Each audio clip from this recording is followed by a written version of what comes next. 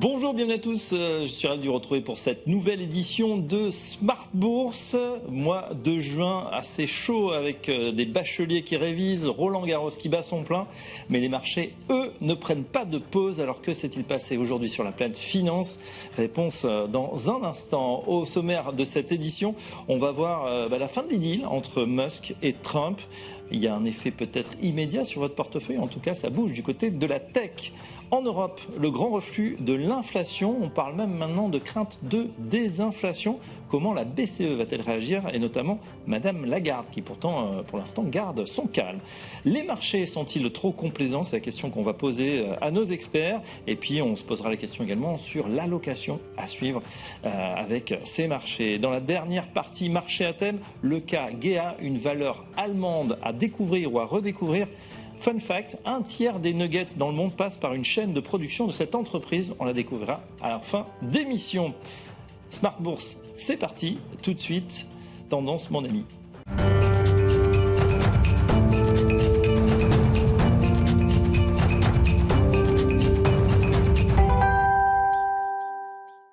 Et on démarre tout de suite ce Smart Bourse avec le rapport sur l'emploi aux États-Unis. Pauline, vous avez lu attentivement ce rapport, bien évidemment, et il ralentit moins que prévu en mai dans cet emploi. Oui, l'économie américaine a créé 139 000 emplois en mai, plus que les 126 000 anticipés. Le chiffre d'avril a été révisé à la baisse d'environ 30 000 créations. Le rythme des créations ralentit donc, mais moins que prévu. Le chômage est stable et conforme aux attentes à 4,2% de la population active. Du côté des salaires, ils augmentent de 0,4% sur un mois et de 3,9% sur un an. Le marché du travail américain semble pour l'instant résister à l'incertitude causée par les droits de douane. Après ces nouvelles données, alors que faut-il noter sur le marché obligataire? Le rendement américain à 10 ans est en hausse de plus de 5 points de base après le rapport, au-delà de 4,45%. Le rendement à 30 ans, lui, évolue autour de 4,90%. En Europe, le rendement allemand à 10 ans s'établit autour de 2,55%. Sur le marché des changes, le dollar est reparti à la hausse après son recul d'hier, ramenant l'euro-dollar autour de 1,14. Quelle réaction sur les indices actions? Aux États-Unis, les indices ont ouvert en hausse de plus de 1% pour le Nasdaq, le S&P 500 et le Dow Jones. En Europe, les marchés actions évoluent globalement en hausse aujourd'hui, mais plus modérés qu'aux États-Unis. Le Stoxx 600 et l'Eurostoxx 50 sont en hausse d'environ 0,3%. En France, le CAC 40 évolue en hausse modérée et tourne autour de 7 800 points aujourd'hui. En zone euro, on a pris connaissance de la troisième estimation du PIB. Oui, la troisième estimation de croissance pour l'ensemble de la zone euro pour le premier trimestre a été revue à la hausse à plus 0,6% sur le trimestre et progresse également de 1,5% au premier trimestre sur un an, après une seconde estimation à 1,2%. Toujours en zone euro, les ventes au détail du mois d'avril progressent de 0,1% sur un mois et de 2,3% sur un an, alors qu'une hausse plus mesurée de 1,4% était attendue. Dans les grandes actus, on a vu le plongeon de Tesla hier. Oui, après le clash entre Donald Trump et Elon Musk, Tesla a plongé de 15%. 6 jours après la fin de la mission officielle de Musk, les deux milliardaires se sont donc disputés violemment à propos du projet de loi budgétaire que Musk a décrit comme massif, scandaleux et bourré de dépenses inutiles. Les deux hommes auraient dû potentiellement se téléphoner aujourd'hui, mais d'après la Maison-Blanche, Trump n'est pas intéressé par une discussion avec Musk pour le moment. Tesla gagne 5% à l'ouverture, affaire à suivre. Alors on s'intéresse à ce qui se passe la semaine prochaine, Pauline. La semaine prochaine, les investisseurs regarderont l'inflation américaine du mois de mai, donc mercredi prochain. Et en zone euro, ils prendront connaissance de la production industrielle et de la balance commerciale du mois d'avril. Voilà pour les infos du jour. Merci Pauline. Tout de suite, Planète Marché.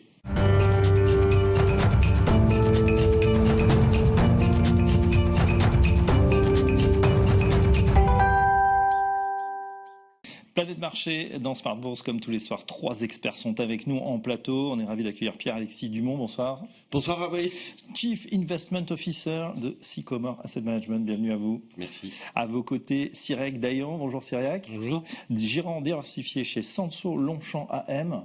C'est vrai que Sanso, ça progresse, hein, il va falloir peut-être faire une réduction des noms, parce que ça a bien progressé, petites acquisitions. Hein. Je transmettrai le message. Oui, voilà.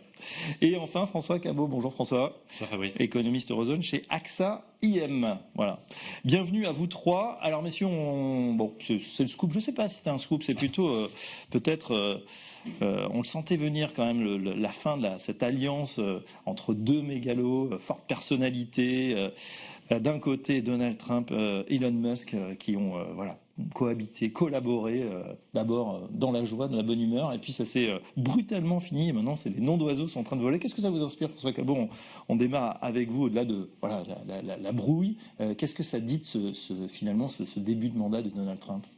Je pense qu'effectivement, ça reflète bien l'aspect un peu chaotique de l'information et de la direction qui est menée, à la fois sur le plan purement politique que sur le plan de la politique économique. On se rend bien compte que les marchés valsent en fonction des annonces. Et là-dessus, effectivement, peut-être qu'on voit la continuité de ce point de vue-là. Moi, j'aurais tendance à m'écarter de ce duo Trump-Musk et de regarder plus le duo Bessent-Trump, qui là, en l'occurrence, c'est plus la détente, c'est plus le rapprochement. Oui. Et en l'occurrence, maintenant, Musk est dehors et Bessent est dedans et plus que dedans. C'est plus rassurant que ce soit Bessent un petit peu au contrôle que Exactement, et surtout avec la mise de côté de Navarro, de Lutnick, qui étaient vraiment les plus hauts quiches côté barrière douanière, alors qu'on sait Bessent beaucoup plus accommodant, et il l'a dit depuis 10 jours, c'est vraiment la croissance qui est importante pour justement passer ce mur de la dette qui est devant nous à l'été. Et là-dessus, voilà, il vaut mieux regarder ceux qui sont dedans, parce que c'est ceux qui vont faire la politique de demain, plutôt que de regarder ceux qui sont dehors, en tout cas de mon point de vue. Bien sûr. Cyril, de votre côté, je disais chronique d'une mésentente annoncée. Oui, clairement. On n'est pas surpris finalement. La question c'était quand est-ce que ça allait arriver. On savait que ça allait arriver. Vu les deux personnages, il n'y avait pas vraiment de doute là-dessus. C'est assez violent avec des noms d'oiseaux comme vous disiez. C'est assez finalement symbolique de ces deux personnes, mais finalement, quand on regarde l'histoire de Donald Trump, il y a quand même aussi une capacité finalement à changer un peu de premier partenaire. Et aujourd'hui, c'est Bessent. Alors, pour les marchés, ça serait mieux que ça reste un certain temps, mais il est certain qu'à un moment donné, ça sera plus Bessent, ça sera quelqu'un d'autre, parce qu'il a finalement cette forme d'incertitude en permanence et cette manière de gérer à la fois sa politique, mais aussi ses relations.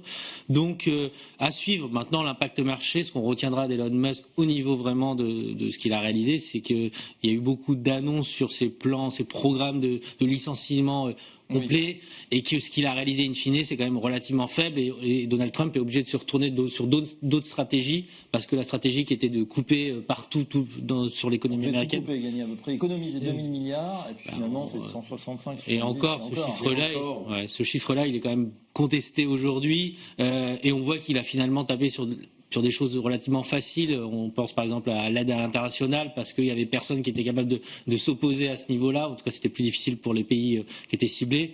Mais finalement, on se rend compte que l'administration américaine, elle est, comme la plupart des administrations, pas aussi facilement modifiable que ce que voulait bien dire à la fois Trump et Musk. Ouais. Pierre-Alexis Dumont, c'est vrai qu'il y a eu quand même des forces de rappel à une époque. C'est vrai qu'au début, les 100 premiers jours, les 100 premiers jours, on avait l'impression de quelqu'un d'omnipotent qui décidait, avec son gros stylo, des mesures. On voit qu'il y a quand même des forces de rappel qui se mettent en place.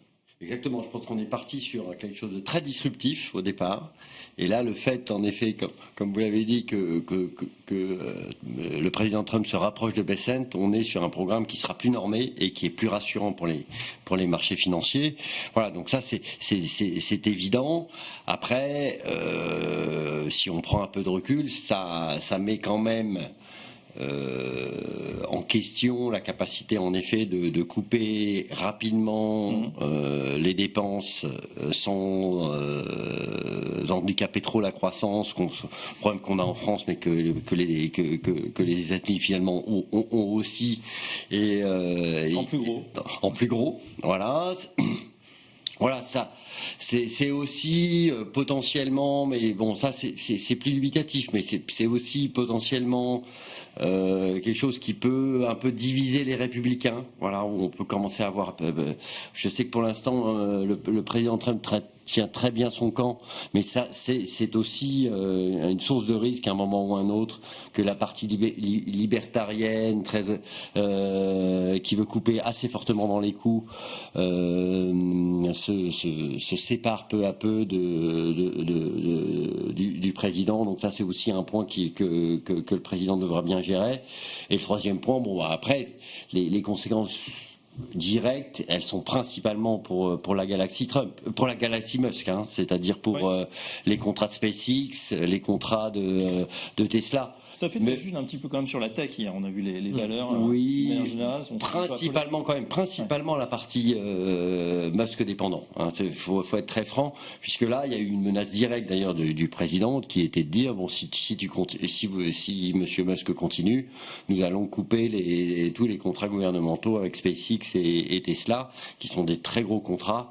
Et là, on l'a vu d'ailleurs ce matin, Elon Musk a dit on va calmer le jeu et on va essayer d'avoir une approche plus constructive vis-à-vis du président. Donc, je pense que c'est clairement les péripéties maintenant qui sont assez habituelles de la présidence Trump, avec des conséquences indirectes qui sont difficilement prévisibles. Je pense que ça ne fait que valider le fait que le côté très très disruptif du début de la présidence est en train de peu à peu de retomber, et donc derrière ça, une normalisation, finalement. On a une normalisation, et donc la normalisation des marchés financiers face à ça, et finalement était une bonne anticipation pour l'instant des marchés financiers. Mais c'est vrai que d'avoir ce trublion à la tête de l'État, puisqu'on disait, c'est pratiquement, on a l'impression d'un nouveau ministre de l'économie, en plus qui débarquait avec son gamin sur les épaules. C'était des images assez étonnantes quand même qu'on a vu.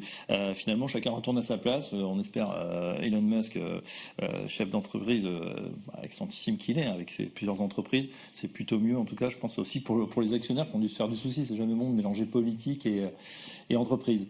François Cabot. Oui, non, c'est sûr que là-dessus, je pense qu'on y reviendra. C'est comment est-ce que les marchés financiers ont pu ne pas voir, en tout cas s'absoudre quelque part de cette incertitude qui était là et qui reste là, et qui malgré tout ont vécu à travers ça et se disent en fait finalement on a évité le pire avec le jeu de la liberté, les tarifs ont été diminués, donc en fait finalement tout va bien, et c'est ce qu'on évoquera je pense après, et c'est malgré tout l'incertitude reste là. Et en fait quand on regarde un peu la littérature économique, on se rend compte que l'incertitude elle attaque vraiment l'économie entre 4 et 8 trimestres. Donc on est un peu dans ce no man's land où tout est très très chaotique, mais finalement pas si mauvais que ça, parce que l'économie pendant ce temps-là était en train d'anticiper les tarifs. Et là on l'évoquait à l'instant, le marché de l'emploi américain est encore bon mais ralenti. Oui. On a vu les ISM cette semaine qui également vont tout juste aller sous les 50. On sent la sphère stagflationniste quitter vraiment l'Europe et aller vers les États-Unis, et donc très clairement des taux qui sont amenés à être tendus à moyen terme, et on l'a vu ces dernières semaines sur les adjudications, quelques soucis de ce côté-là. D'autant qu'on a peut-être un effet trompe-l'œil des effets de base entre premier et deuxième trimestre, puisqu'il y a eu à la suite de ces annonces de tarifs, de barrières douanières, un surstockage au premier trimestre, donc finalement une activité plutôt dynamique, mais qui pourrait effectivement caler. Qu'est-ce que vous en pensez? Quel est votre scénario, Cyriac? Au niveau économique, c'est assez rare pour être dit. Il y a une forme de consensus pour dire que la politique aujourd'hui menée par Donald Trump, la première économie qui a impacté négativement, c'est la croissance américaine. Il faut bien comprendre qu'on parlait d'une croissance qui était entre 2,5 et 3 en début d'année. Aujourd'hui, on réfléchit entre 1,5 et 2. Alors ça reste quand même supérieur à la zone euro, il faut quand même le noter, supérieur à la croissance de beaucoup de pays développés. Néanmoins, la politique américaine et cette incertitude qu'on vient de citer, le premier impact, c'est sur l'économie américaine. Donc ça, c'est le premier point qui me semble très important. C'est que Donald Trump, il y a ce principe de réalité qui va se rappeler à lui aussi, c'est que s'il se lance dans des grands mouvements, des grandes annonces, et qu'à la fin, ceux qui plongent les premiers, c'est les Américains, je ne suis pas sûr que ça soit son objectif. Et d'un autre côté, est-ce qu'il ne va pas réussir son pari? C'est-à-dire, on était quand même à pour le coup, des tarifs extrêmement bas, 2,5% à peu près avec le monde entier. On est, alors après des annonces très spectaculaires à plus de 100%, on va revenir finalement, tout le monde va passer à la caisse, entre 10, 15, 20%. Ça va être à peu près l'étiage. Est-ce qu'il ne va pas, sur le temps long, finalement, réussir son pari et remettre un petit peu d'argent dans les caisses? Alors, il va remettre de l'argent dans les caisses, mais l'argent, il va le prendre dans la la poche du consommateur américain, hein, ça va être aussi simple que ça, parce que les entreprises vont passer ces taxes, ces hausses de taxes, et on le voit déjà. Walmart, alors ça n'a pas fait plaisir au président Trump, mais Walmart a déjà communiqué. Il y a même des news qui sortent en ce moment expliquant qu'il y a des entreprises qui montent leurs prix alors même qu'ils ne sont pas impactés par les taxes douanières. Donc on est quand même dans un monde qui est un petit peu problématique en termes d'inflation, et qui fait d'ailleurs que la Fed est aujourd'hui dans un rythme extrêmement lent, pour pas dire un rythme nul, de baisse des taux, parce que finalement elle est un peu cornerisée, comme on dit, oui. Parce que d'un côté il y a une activité qui est pas, alors pour le coup pas extraordinaire, mais qui ne décroche pas, et je pense que ça il faut bien le noter aujourd'hui aux États-Unis, mais d'un autre côté les risques sur l'inflation, elles sont plutôt à la hausse qu'à la baisse à moyen terme. Aujourd'hui, on profite un peu d'un effet pétrole, mais demain, ça sera clairement la partie consommation qui va être inflationniste. Ouais, François a dit le jour de la liberté, c'est Liberation Day. C'est vrai que c'était il y a 2 mois à peu près. Où est-ce qu'on en est aujourd'hui? On voit on continue la négo. On est dans ce mode négo finalement. L'Europe là est en train de... Voilà, on prend un petit peu de temps, c'est normal, on est plus nombreux. On va arriver à quoi là? Alors, je pense qu'il y a 2 prises que vous pouvez utiliser. Le premier prix, c'est le prix des marchés. Au niveau des marchés, en fait, il y a eu un choc et on est revenu, donc il ne s'est rien passé. Quasiment. Hein. Oui. C'est des mouvements qui sont des mouvements de volatilité. Voilà, donc ça, c'est évident. Maintenant, sur le risque politique et économique, je suis assez d'accord que, à force de choquer l'économie mondiale et de donner des coups dans un certain nombre de piliers de fonctionnement de l'économie mondiale, et que sont le commerce mondial, que sont l'indépendance des banques centrales et d'autres piliers, vous finissez par entamer un point qui est clé, qui est la confiance. Et ça, on est d'accord que nous, on a eu ce choc de confiance, cet effet de soulagement via la négociation, et on rentre maintenant dans une autre phase là où on va commencer à compter les points. Et donc là, ça va quand même nous impacter. Voilà. Et donc là, qu'est-ce qui risque de se passer? C'est qu'on va regarder. Il y aura sans doute un peu moins de tarifs que prévu, mais il va quand même en avoir. Donc, on va commencer à regarder quel va être l'impact récessif sur les 3 ou 4 prochains trimestres à attendre sur l'économie mondiale, notamment l'économie américaine, mais les autres économies. Ça, c'est le premier point. On va commencer à regarder quid de l'investissement des entreprises, qui est en très forte diminution et qui aura aussi un effet de second tour, hein, sur la croissance mondiale. Donc, je pense que là maintenant, on risque d'être dans des marchés qui vont être beaucoup plus dans l'attente de ce qui se passe. Donc certes, il y a des négociations, on a évité le pire, mais attention, voilà, maintenant, quelle va être la réalité? Et en fonction de cette réalité-là, évidemment, les prix vont s'ajuster. Mais un point qui nous semble clé, nous, dans cette nouvelle phase de marché, c'est que les risques qu'on avait identifiés dans les phases de marché précédentes, notamment dans les phases déflationnistes, oui, où on avait des actifs refuges qui étaient très bien identifiés, qui étaient les taux américains, le dollar et autres, comme on déséquilibre le fonctionnement de l'écosystème mondial, on voit bien que les actifs refuges sont plus les mêmes et que les choses changent. Et là, je pense que c'est à mon avis un effet qui va perdurer dans le temps et sur lequel il faut être, à mon avis, très vigilant. C'est vrai qu'en général, quand ça tangue du côté action, on peut se réfugier sur les obligations. Alors là, on voit que là aussi, en tout cas du côté américain, ça a flambé et ça reste sur des niveaux relativement hauts. Est-ce que ça vous inquiète là? Pauline nous disait tout à l'heure, au-dessus de 4,45, le rendement 30 ans au-dessus de 4,90. François Cabot, est-ce qu'il y a une limite, une alerte? Non,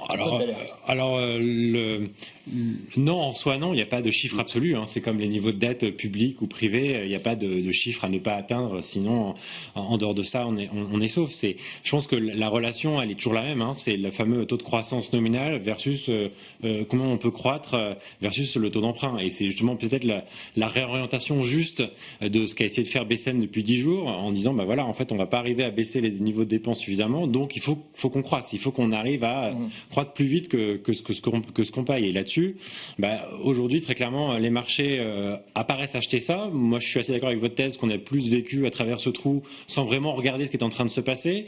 On a été plutôt rassurés par des données qui ont justement anticipé les barrières douanières. On n'a pas vraiment vu ce nouveau monde qui est en train de se façonner devant nous et qu'effectivement, là-dessus, moi, je suis plutôt inquiet, effectivement, alors aux États-Unis, au Japon, au Royaume-Uni, des taux longs, en l'occurrence, donc il y a des parties de courbe qui sont demandées de manière assez spécifique, reçoivent des tensions importantes. Donc là-dessus, tension, mais pas catastrophique à l'aune de l'histoire. Non, tout à fait. On part d'une période où c'était extrêmement bas aussi.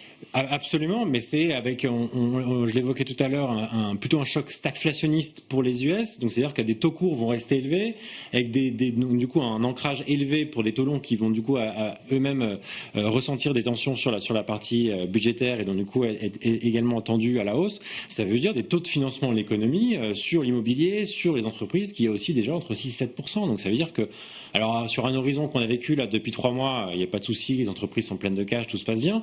Maintenant, si on doit maintenir ça avec justement une remise en question de l'ordre mondial et cette demande pour le dollar qu'on avait avant qui est plus vraiment là, c'est inquiétant. On peut se poser la question de cette soutenabilité-là. Ouais. Modulo l'action de la Fed en dernier ressort. On est habitué maintenant à ce que les grands argentiers mondiaux, dès qu'il y a une crise ou un risque de méga crise, soient là. Et on a l'impression que là, la Fed en garde sous le pied. Elle est très, très mesurée. En tout cas, elle ne veut pas du tout apporter le dos au moulin de Donald Trump. C'est vrai que d'ailleurs, quelle est votre vision là sur l'action de la Fed? La Fed a besoin de garder de la crédibilité, en fait. C'est quand même ça le principal sujet pour elle. C'est-à-dire que, et pour l'instant, Powell, il faut lui reconnaître ça, a réussi cette position. Il résiste, ouais. Il résiste très bien, et je trouve que même voilà, il est dans sa posture, il est très bon, et il faut noter, alors c'est passé un peu à travers parce qu'on était au milieu de la crise, mais la Cour suprême a quand même précisé que Donald Trump pouvait licencier qui il voulait au sein des fonctionnaires, mais que la Fed n'était pas une institution public et que par conséquent il n'avait pas la capacité à licencier ou à virer Powell comme il s'est vanté. D'ailleurs, il s'en vante plus aujourd'hui. Là, je trouve que c'est déjà un point très important parce que la Cour suprême aux États-Unis, c'est quand même le dernière étape et vraiment ça il a dit le droit. Hein. Pourtant, ils sont acquis à la cause de. Pourtant, ils sont acquis. Et ça va être intéressant aussi si on veut d'ailleurs rebondir là-dessus sur la question de la Cour suprême parce que ça va, les taxes, les tarifs douaniers, ça va remonter aussi au niveau de la Cour suprême et c'est pas si clair que finalement ils vont valider tout ce qu'a fait Donald Trump. Donc Donald Trump, les contre-pouvoirs se mettent un petit peu en place. Et pour répondre à votre question, oui, Powell a sous le pied, et c'est vraiment le point positif, c'est qu'on a des taux directeurs américains qui sont à 4,50. Si demain il y a une crise, ils peuvent baisser de 100 BP, voire 200 BP, alors qu'en zone euro, on est déjà à 2%. Alors on peut peut-être aller à 0, mais ça ne sera pas tout à fait la même histoire. Mais j'ai pas le sentiment que, pour l'instant, en tout cas, clairement, la Fed n'est pas dans la position où ils vont acheter de la dette américaine pour aider. Tant que c'est pas une forme d'instabilité financière généralisée. Le jour où vraiment, en fait, finalement, les taux américains prennent 50 BP en une journée, là, étant donné la position de la Fed qui est quand même très friendly vis-à-vis des investisseurs et des marchés, je pense qu'il y aura une intervention pour stabiliser la situation. Ouais, vous avez raison, dans le sens où Monsieur Trump, il a quand même agacé pas mal de monde, ses partenaires commerciaux, alliés, ennemis. Il a montré les dents du côté de la Chine, qui lui a bien répondu et qui lui a dit nous, si on n'a pas de besoin, on va se délester aussi de cette dette. Hein. Il y a peut-être eu déjà une intervention, on ne sait pas. Mais c'est vrai qu'en tout cas, voilà, ça pourrait être le scénario où les États-Unis achèteraient leur propre dette beaucoup plus qu'ils ne le font aujourd'hui. Oui, alors c'est le put, hein, c'est le boucan central. Alors il faut quand même dire que c'est un put qui est assez éloigné, c'est-à-dire que on n'ira pas au défaut de paiement, voilà, ça c'est sûr, mais ça veut dire qu'il y aura quand même des corrections sur les actifs risqués, sur les taux corporate et autres qui seront très très sensibles avant que la Fed n'intervienne. Ça, ouais. C'est évident, parce que là, ça voudra dire qu'en effet, on est dans une situation où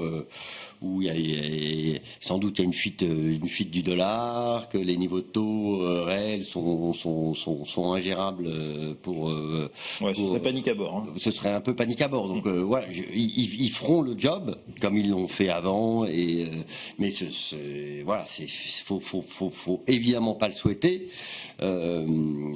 Et là-dessus, là-dessus, on voit bien d'ailleurs que, comme je le disais en écho, hein, ces phénomènes de contre-pouvoir font que finalement maintenant les marchés s'inquiètent un peu moins. Idem sur la partie tarification. Alors, on va se poser la question tout à l'heure, est-ce que les marchés sont trop complaisants justement par rapport à la situation est-ce qu'on ne pourrait pas s'inquiéter un petit peu plus? Mais je voudrais qu'on aborde notre page européenne, si vous voulez, revenir sur notre continent, où on parle du reflux de l'inflation, un reflux de l'inflation qui va finalement maintenant assez vite. Alors après l'inflation de ces dernières années, dont on a beaucoup parlé, qu'on a subi évidemment, est-ce qu'on se dirige vers une désinflation massive?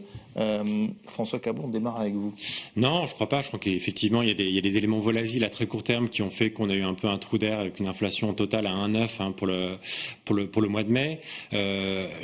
Quand vous regardez la situation... C'est conjoncturel? C'est conjoncturel, c'est des effets Pâques qui étaient de très saisonniers sur lesquels je pense qu'il y a besoin de revenir et il n'y a pas de trou d'air qui nous attend, si ce n'est effectivement, comme Cyril l'a noté, les prix du pétrole qui font qu'on va atterrir à peut-être un 4, un 5 en milieu d'année prochaine pour après remonter. Je pense que ce qui est important à regarder là-dedans, c'est évidemment l'inflation sous-jacente et derrière, c'est les salaires. On a vu les salaires qui ont fortement décéléré, mais un marché du travail qui, même s'il se détend doucement, reste tendu. Donc je pense qu'il y a, en tout cas de mon point de vue, très peu d'inquiétude à avoir une désinflation qui nous mènerait vers une déflation comme on l'a eu post-crise de la dette souveraine. Donc je pense qu'on très clairement on a un choc conjoncturel avec la guerre commerciale.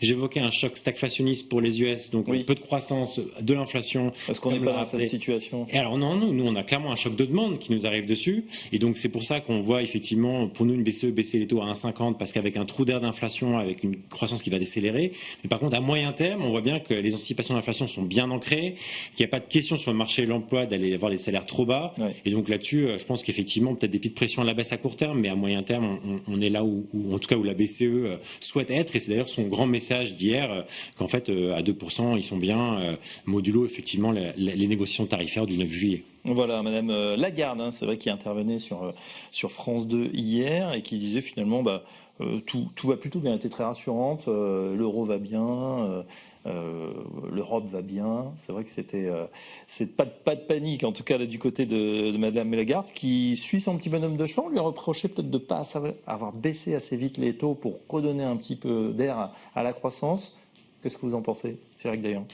Pour le coup, je peux être critique vis-à-vis de la BCE, je ne ferai pas ce procès-là. Je trouve que justement, ils ont été assez proactifs. On est quand même parti de 4 et on est à 2 aujourd'hui, assez rapidement. Avant la Fed, il faut quand même le noter. Donc non, je trouve que la politique monétaire de la BCE, elle a été bien, elle a été bonne, elle a été bien faite. Là, on arrive un peu au bout du chemin, on arrive à la partie facile, c'est-à-dire que voilà, les 2%, arriver à 2%, c'était finalement assez logique. Ouais. Maintenant, le chemin était bien balisé. C'est bien balisé, exactement. Quand on arrive justement à cet objectif, qu'est-ce qu'on fait après? Parce que plus on baisse, comme vous disiez tout à l'heure, au contraire de la Fed, là, on n'aura plus tellement de cartouches en réserve. C'est pour ça que je pense qu'ils ont un peu levé le pied, en tout cas dans le discours, parce que les investisseurs étaient déjà en train d'anticiper des 25 ou 50 BP très rapidement, enfin peut-être plus rapidement que ce que voulait la BCE. Et donc, la logique est plutôt de dire wait and see, voyons comment ça évolue, si l'inflation réellement est dans cette dynamique de poursuite de sa baisse, si les tarifs douaniers, voilà, les banques centrales sont comme nous, ont zéro visibilité sur comment ça va fonctionner tout ça, et donc voyons comment les tarifs douaniers vont impacter l'économie américaine, mais aussi européenne. Oui. Il y a un élément qui est quand même notable, je trouve, sur la zone euro, c'est cette résilience, cet élément qu'on a peu connu. C'est par exemple, si on regarde les PMI, qui sont des indicateurs avancés, en zone euro, on est plutôt dans une dynamique de rebond. Alors, on partait de bas, on était en dessous de 50, mais on est dans une dynamique de rebond. Ce qui n'est pas le cas de la plupart des pays développés ou des pays émergents. Donc, c'est assez, pour le coup, sympathique, et ça va dans le sens de Mme Lagarde, de dire que la zone euro, actuellement, est plutôt dans le bon sens, ce qui n'a pas toujours été le cas. Et malgré cette dynamique, voilà, seconde estimation, on vient d'avoir les chiffres tout à l'heure, troisième estimation du PIB, on est quand même sur des 1%, 1,2%, c'est pas ce polichon. Non. Ici, du moins. Non, on reste dans des contextes de croissance molle et de croissance plutôt en ralentissement, c'est évident, et ça pourrait même être sans doute révisé encore potentiellement un petit peu à la baisse, mais moi je pense que force est de constater, je suis assez d'accord, qu'en relatif, finalement, la zone euro est plutôt mieux qu'avant. Voilà, c'est-à-dire que c'est pas terrible. C'était le mouton noir des marchés. Voilà, c'était le mouton noir. Là, finalement, la croissance américaine est en train de converger assez rapidement vers la croissance de la zone euro. Les autres pays développés ont aussi des sujets. Donc, en relatif, sincèrement, et c'est souvent ce qui est important, puisqu'on est avec des partenaires, c'est un contexte qui est certes dégradé globalement, mais en relatif, la zone euro, finalement, sur les 6 à 9 derniers mois, s'en est plutôt assez bien tiré, avec des effets notamment de prévisibilité des banques centrales et de pression des banques centrales de la part du politique qui est beaucoup moins fort en zone euro qu'aux États-Unis. Et ça aide aussi à crédibiliser le discours. Maintenant, je suis assez d'accord.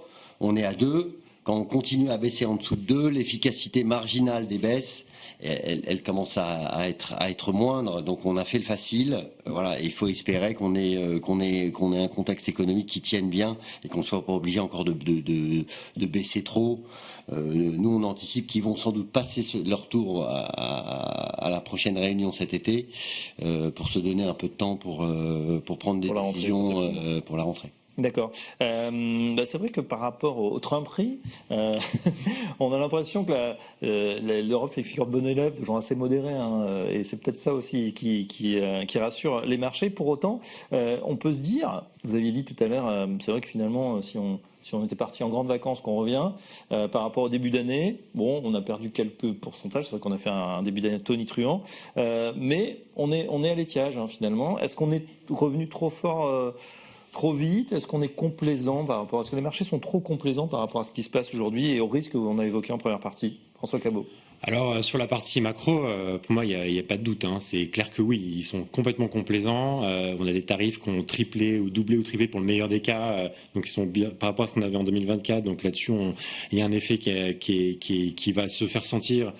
Les données économiques ont été bonnes jusque-là parce qu'on a anticipé ces tarifs, donc on a exporté beaucoup. C'est-à-dire ce que reflète cette très forte révision du premier trimestre à la zone euro, c'est l'Irlande et c'est l'Allemagne, mais derrière il n'y a vraiment pas grand-chose. Donc là-dessus, je modérerais de mon point de vue le propos sur le fait que ça se passe si bien que ça en Europe. C'est vrai que pour l'instant, on n'a pas encore vraiment vu le choc, parce qu'aussi on a eu cette pause de tarifs jusque-là.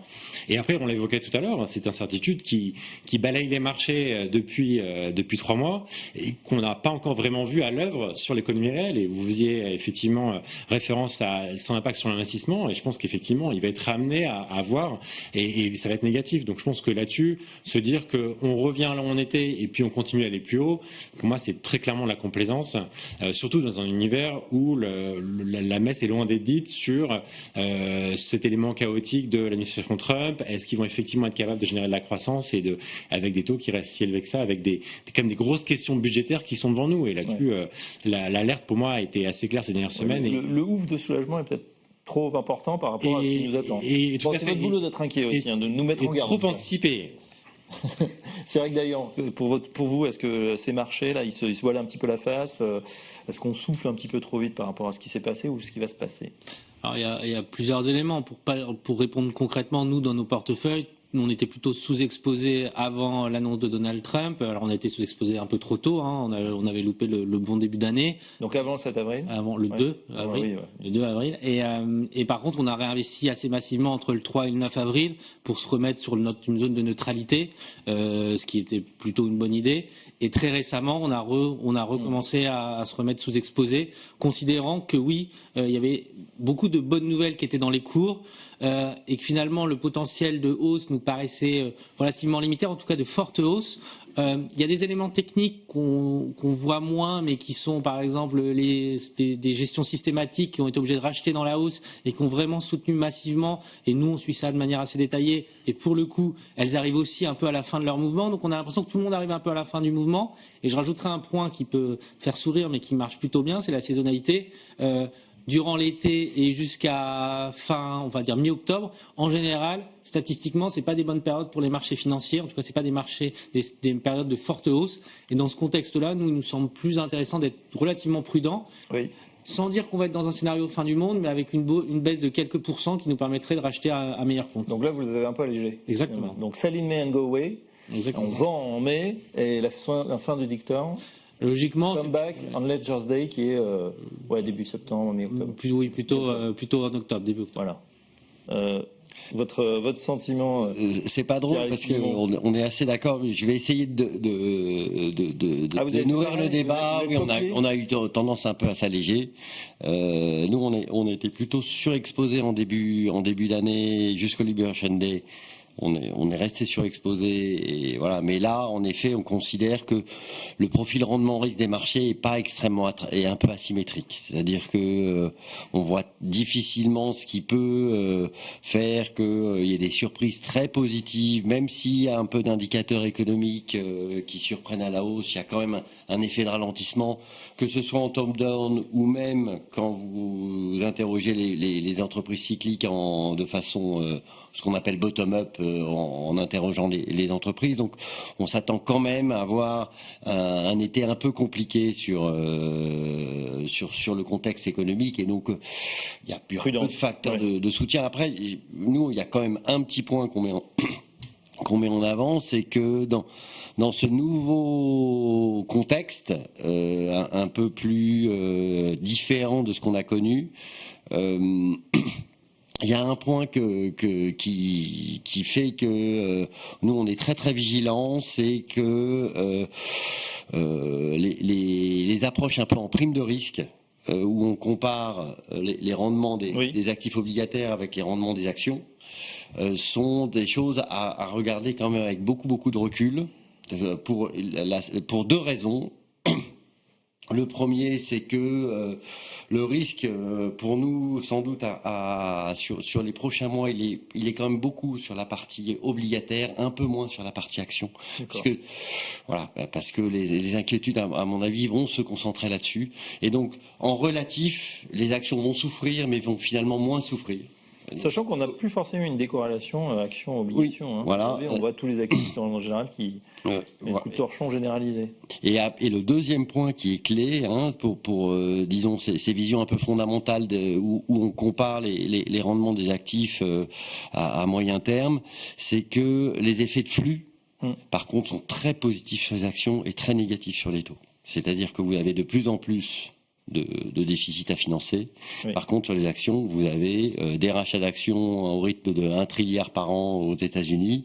Et donc, au final, ça veut dire que finalement, et donc finalement, il y a un effet réelle. Non, mais finalement, vous créez une sorte d'effet rareté. Ouais. Qui va sans doute entretenir, disons, le niveau relatif des marchés actions par rapport au marché de taux, tout simplement parce que à court terme, c'est l'offre et la demande qui font.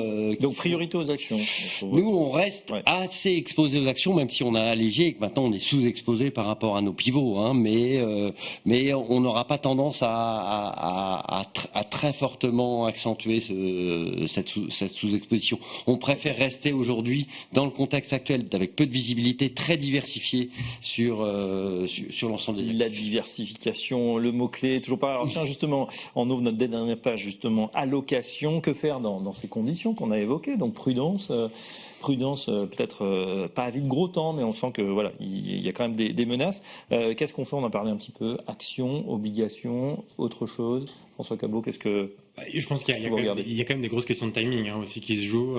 Donc je l'évoquais le 9 juillet, la date du nouveau jour de la Libération 2. Donc c'est la date des 90 jours. C'est bien, comme toute bonne saga, on a Libération. Voilà, on a une suite, on a de quoi s'occuper de ce côté-là. Donc là-dessus, effectivement, on a évoqué les questions commerciales qui sont plutôt bien passées, les accords alors avec la Chine, avec le Royaume-Uni, ça a l'air de se bien passer avec d'autres pays. Pour l'instant, pour l'Union européenne, on n'a rien. On espère qu'effectivement, les bonnes nouvelles qui transcrivent dans les journaux quotidiennement... Vous faites des scénarios, excusez-moi de vous couper, tiens, si c'est 10%, 15%, 20% Absolument. plus, on regarde. Ah oui, c'est comme ça qu'on travaille, justement, c'est sur les hypothèses. Exactement, sur les hypothèses de quelle est l'imposition des tarifs douaniers des US, est-ce que la zone euro... À combien ça dérape, par exemple? Parce que Christine Lagarde disait on n'a plus que 17% d'exposition par rapport aux Donc pour l'instant, aujourd'hui, sur l'impact direct, nous, on l'évalue entre 0,5 et 0,6 d'impact direct à cause des tarifs douaniers, soit à quoi vous devez rajouter les questions d'incertitude.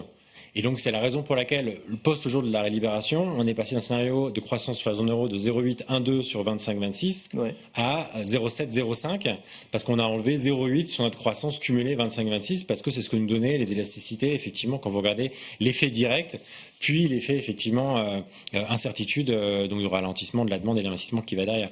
Donc là-dessus, c'est pour ça que nous on reste sur le fondamental de croissance quand même très prudent, avec évidemment de la réactivité à avoir autour de cette deadline du 9 juillet. Et c'est la raison pour laquelle justement on pense que la BCE a été assez entre guillemets un peu joueuse de dire ok, on s'arrête là, mais on est prêt à agir et on verra en fait le 9 juillet ou après comment est-ce qu'on sortira avec, pour nous en tout cas, des baisses d'eau supplémentaires en septembre et en décembre à 1,50. Alors est-ce qu'en cas, je suis plus précis, de baisse de tarifs, hausse des tarifs, contenus, 10%, entre 10 et 15%, est-ce qu'à contrario, on pourrait avoir de nouveau, se dire finalement le plus dur est passé et avoir un retour des investisseurs sur les marchés actions en particulier?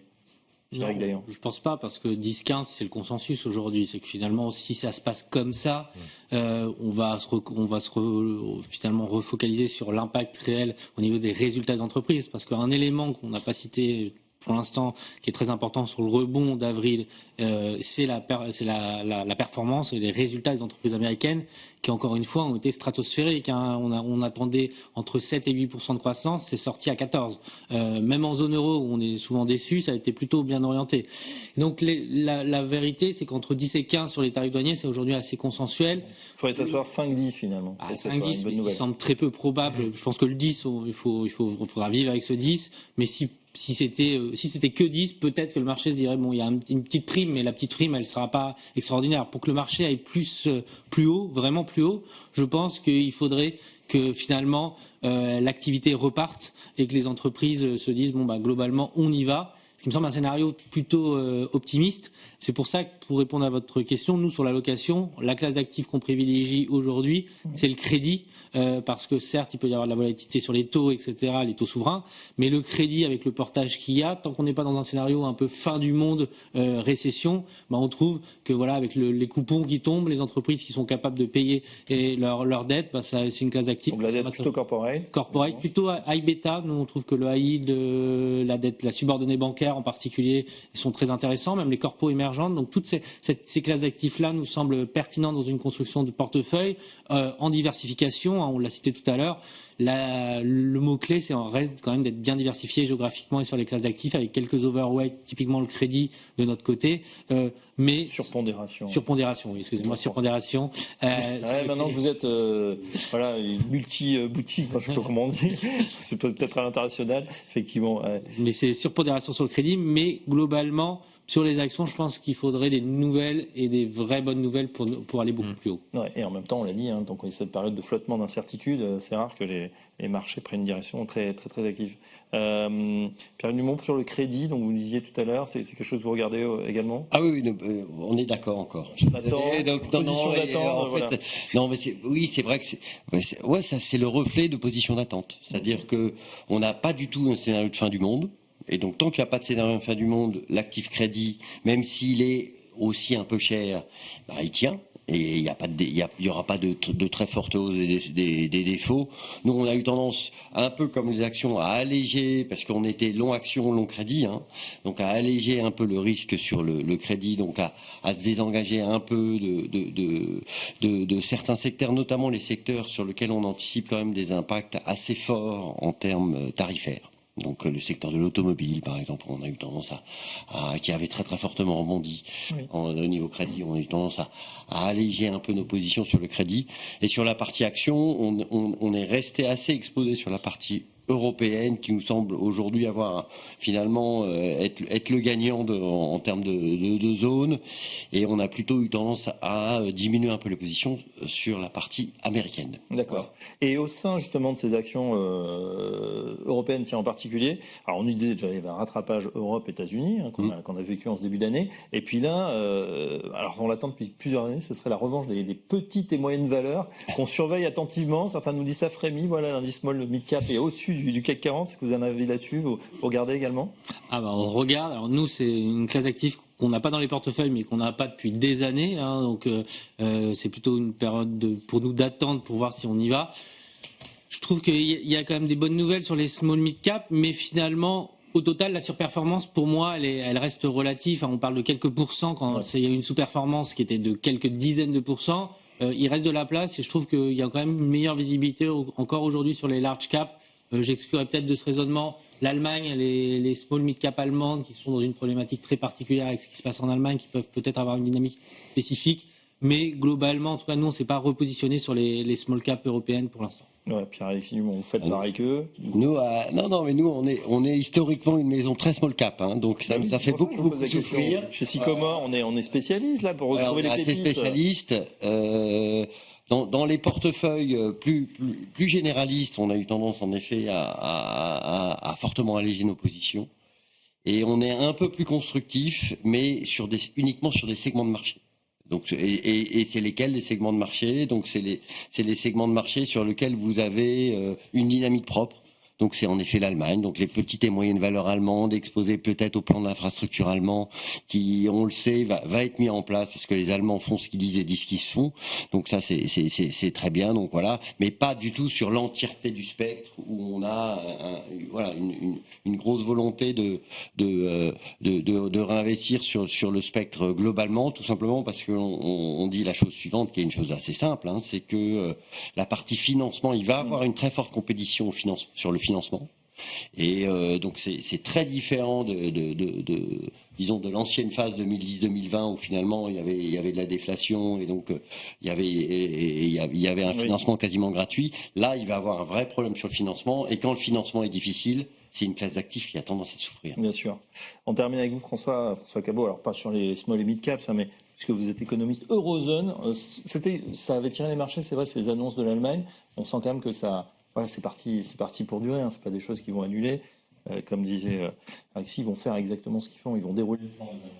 C'est ce qu'on attend d'eux, à la fois pour sortir de leur stagnation économique depuis 4 ans, hein. Ils font 0 croissance depuis 4 ans. Et puis aussi pour l'Europe, hein, très clairement, on espère que ça puisse avoir des effets de ruissellement, hein, sur les autres pays, la France et aussi l'Italie qui est un grand pays industriel. Mais là, très clairement, on a un séquençage où les mauvaises nouvelles sont plutôt juste devant nous. On va devoir naviguer, c'est ce qu'on a discuté jusque-là, et avec effectivement, on l'espère heureusement, cette perspective au bout du couloir, hein, comme on dit, d'avoir la lumière et de voir effectivement en horizon 10 ans. L'évaluation qu'on a faite de ce plan dès qu'il va être implémenté et mis sur le papier par le gouvernement pendant l'été, c'est qu'en gros le potentiel allemand aujourd'hui de croissance réelle, c'est 0,4-0,5 par an, et qu'à horizon 10 ans, vous triplez ce potentiel. Donc vous arrivez à 1,50-1,75. Donc si effectivement ça se passe bien et qu'ils font ce qu'ils disent, à voir si c'est effectivement le cas. Il y a un vrai cas à faire pour l'Allemagne et pour l'Europe d'avoir un meilleur potentiel de croissance, et ça c'est tout bon à la fois pour l'actif réel, tout comme pour les questions de financement qu'on évoquait par ailleurs avec une meilleure croissance. Allez, on leur fait confiance à nos voisins allemands, Deutsche Qualität. On espère que ça va infuser sur toute l'Europe. On en a besoin en tout cas. Merci messieurs. François Cabot, économiste Eurozone chez AXA IM, Cyriac Dayan pour Centre Longchamp AM et Pierre-Alexis Dumont chez Sycomore Asset Management. À très bientôt sur Smart Bourse. Tout de suite, on enchaîne avec l'œil du pro.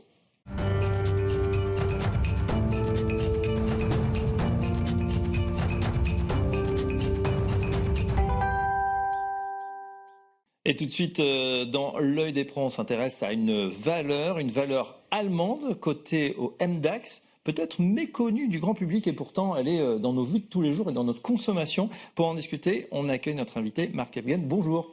Bonjour. Vous êtes associé gérant chez Clartan et on va parler de GEA. En quelques mots, pourquoi s'y intéresser aujourd'hui? Qu'est-ce qu'elle fait, GEA? Déjà, elle est méconnue, comme vous l'avez dit, elle est méconnue hors d'Allemagne, et elle est mal aimée en Allemagne, alors même qu'elle est d'une part innovante, basée sur des tendances de fond qui est l'industrialisation et l'automatisation de tout ce qui est production alimentaire. Et finalement, c'est une magnifique pépite de la cote allemande. Je dirais que c'est presque le phénix du MDAX. Ouais. Quelle est la valorisation de la société? Elle se traite aujourd'hui à plus ou moins à 20 fois les profits 2026, 10 fois l'EV et EBITDA. Et ce qui est intéressant également, c'est que le multiple n'a pas changé par rapport à 2021, alors que le cours de bourse a augmenté de 50%. Alors, GEA, il fabrique des équipements pour les chaînes de production, notamment dans l'agroalimentaire. Est-ce qu'on peut dire que c'est un acteur clé de ce qu'on mange et ce qu'on boit au quotidien ?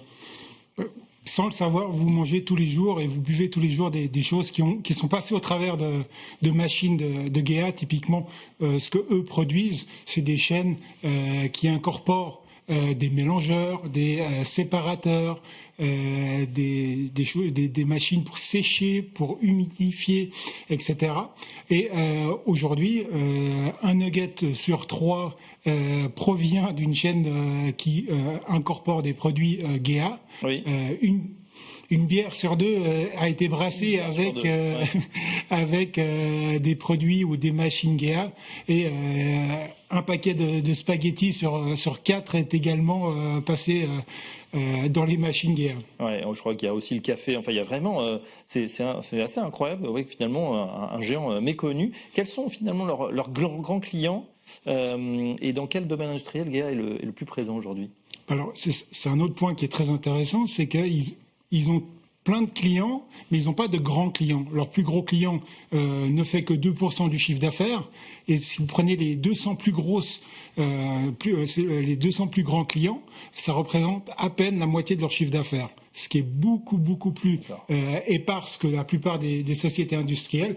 Et de ce fait, ça leur permet d'avoir du pricing power, chose qu'on aime beaucoup chez Clarton. Ouais, et puis ils ne sont pas dépendants finalement d'un grand de l'agroalimentaire qui pourrait négocier leurs marges, les faire baisser, etc. Exactement. Et en termes d'activité, il y a 30% qui est lié au lait. Donc il y a la moitié qui est liée à des machines de traite pour les vaches.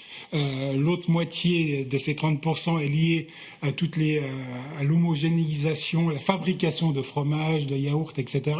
Ensuite, il y a 25% qui est lié à la nourriture, et encore 12% les boissons, et puis un peu de pharma, un peu de chimie. Finalement, GEA, c'est en train de devenir un géant de la transformation alimentaire à 360 degrés. Ça l'a toujours été, en fait. Ouais. Si vous regardez l'histoire, c'est une société, je mentionnais mal aimée en Allemagne. Pourquoi ? Parce que elle a été fondée en 1881, mais les choses se sont un peu emballées dans les années 2000-2010. Et ils ont fait énormément d'acquisitions dans plein de domaines. Oui. Et entre 2016 et 2019, ils ont fait 7 profit warnings d'affilée. Alors ça, la bourse n'aime pas trop. Et ça, la bourse n'aime pas trop. Pourquoi ces profit warnings ? Qu'est-ce qui s'est passé à ce moment-là ? De l'acquisition pas intégrée. Ouais. Aussi simple que ça. Est arrivé un nouveau management, un nouveau CEO et CFO. Ils ont remis les choses sur les rails. Typiquement, entre 2019 et 2024, ils ont réussi, dans un contexte quand même assez compliqué avec le Covid, etc., avoir une croissance de plus de 4% et avoir une profitabilité, une marge EBITDA qui passe de 10 à 15%. Oui, tout à fait. Aujourd'hui, 10 à 15%. Ils ciblent, je crois, 19% d'ici 2030, d'ici 5 ans. Donc les perspectives sont plutôt bonnes. Vous dites qu'il y a eu rebond, mais ce rebond, ça pourrait être que le début. Disons que il y a énormément de choses à faire. Alors, on s'est dit dans un premier moment que les fruits les plus faciles à attraper avaient été cueillis. Oui. Maintenant, ils ont eu un coup de malchance. Le CFO est décédé à l'été 2023. Est arrivé un nouveau CFO et à mon avis, ça a permis également d'amener une nouvelle paire d'yeux sur la société. Et aujourd'hui, d'ici 2030, ils devraient augmenter leur marge à pratiquement 19%, ce qui voudrait dire un doublement de la marge par rapport au point de départ. Et pour vous donner des idées de choses à améliorer encore, aujourd'hui, cette société est active dans 59 pays, mais avec 221 entités légales. Ils ont 40 systèmes d'informatique. Ils étaient partis à 80, ils sont à 40, et le but, c'est d'atteindre un seul système informatique d'ici 2030. Donc gros boulot, gros challenge pour les équipes du nouveau CFO, donc directeur financier. Effectivement, souvent, c'est très difficile d'intégrer parce que c'est une galaxie, tout le monde a sa comptabilité, et le mieux, c'est effectivement d'avoir cette visibilité forte sur l'ensemble du business. Si on regarde du côté de la valorisation et de l'attrait pour les investisseurs, aujourd'hui, GEA, donc c'est un cash flow relativement solide, et au niveau de l'EBITDA, c'est plutôt relativement bas également. Disons que ce qui est intéressant, c'est que d'une part, c'est un bilan très solide, avec 600 millions de net cash, et ils génèrent 500 millions de free cash flow. Ils viennent d'achever leur deuxième buyback de 400 millions. Ils vont plus faire d'acquisition parce que je crois qu'ils ont bien compris les leçons du passé. Et du coup, il va y avoir un nouveau buyback. Et elle est également dans les petits papiers pour éventuellement passer dans la Ligue des Grands, entre guillemets. C'est une des candidates qui pourrait être intéressante pour le DAX. Carrément pour le DAX, hein. C'est ce qu'on lit dans les journaux allemands. Qui comprend 40 valeurs, hein, désormais, si je ne m'abuse. Effectivement, ils ont copié notre CAC 40, les Allemands. Ils étaient à DAX 30 avant. Une question concernant alors votre analyse chez Clartan, pour bien comprendre vos méthodes et pourquoi vous intéressez. Est-ce que vous avez rencontré le management? Est-ce que vous lisez les rapports? Est-ce que c'est purement du compte? Comment vous travaillez? Non. Alors, on rencontre la société au minimum 2 fois par année, lors de conférences ou sur site. Et bien entendu, on suit également toutes les publications, les rapports. On a notre propre modèle. Et puis. Ils sont basés où, le siège? Ils sont basés à Düsseldorf, à côté de l'aéroport. Très bien. Bon, c'est pratique pour vous, en tout cas, quand vous y allez. On termine avec l'innovation, l'ESG, la compétitivité. Vous insistez sur leur capacité d'innovation et normalement, avec ces normes ESG, dont on parle un petit peu moins en ce moment, mais qui sont présentes, en tout cas, c'est toujours intéressant et même rassurant pour les analystes de voir que ces normes sont respectées. Alors, d'une part, nous, on a un fonds très biaisé ESG. Et c'est considéré comme un strong performer impact par nos partenaires. Et 2 exemples, typiquement, ils ont lancé des nouveaux produits pour récupérer l'eau d'un séparateur. Ça a permis aux clients de sauvegarder plus d'1 million de litres d'eau par année. Oui. Ça fait un payback sur 3 ans. Et ils sont également très actifs sur quelque chose de très nouveau, c'est tout ce qui est new food. Donc les nouvelles protéines, que ce soit cellules animales type grillon qu'on processe, ou alors de la viande de culture, de cellulaire. Et ce qui est intéressant, c'est que finalement la ligne de production pour un burger à base de bœuf, ou à base de grillon, ou à base de cellules de culture, 90% de la chaîne de production est la même. D'accord. Donc demain, si on switch ou si votre enseigne préférée change de modèle, pourquoi pas. Juste une dernière question sur les rivaux. Est-ce qu'il y en a des rivaux, les concurrents? Alors bien sûr, il y a toujours des rivaux. Après, c'est plutôt par secteur. Le rival le plus proche, ce serait Alfa Laval. Mais je pense qu'il y a un overlap de plus ou moins de 30% d'activité. Après, il y a GMT Marel et plein d'autres. Ça dépend vraiment des secteurs et des sous-secteurs d'activité. Marc, pour conclure, qu'est-ce qui vous donne aujourd'hui envie de parier sur cette valeur dans votre gestion? Qu'est-ce que vous en attendez? Un petit peu le point de départ, c'est que c'est encore méconnu. C'est une société en restructuration. Ils ont montré qu'ils étaient capables de délivrer, de surdélivrer, vu que leur programme de restructuration 2026 a été délivré en 2024. Donc le 2030, on pourrait imaginer qu'il arrive plus tôt. Tout ça à des multiples qui n'ont pas bougé depuis 4 ans, alors que la société a changé. Et ben voilà, vous pouvez vous intéresser également à AGEA, aller voir en tout cas cette valeur allemande côté OMDAX, aspirante peut-être, candidate pour le DAX demain, si la valorisation explose. C'est ce qu'on souhaite en tout cas à ceux qui ont positionné sur cette valeur qui en plus a des vertus ESG. Merci Marc Evgen, je rappelle que vous êtes associé gérant chez Clartan et on vous retrouve très prochainement dans Smart Bourse. Merci. Cette édition touche à sa fin. Merci de l'avoir suivi. On s'est ravis de le présenter. On continue bien évidemment la semaine prochaine à partir de mardi avec Grégoire Favet. Excellente soirée à tous.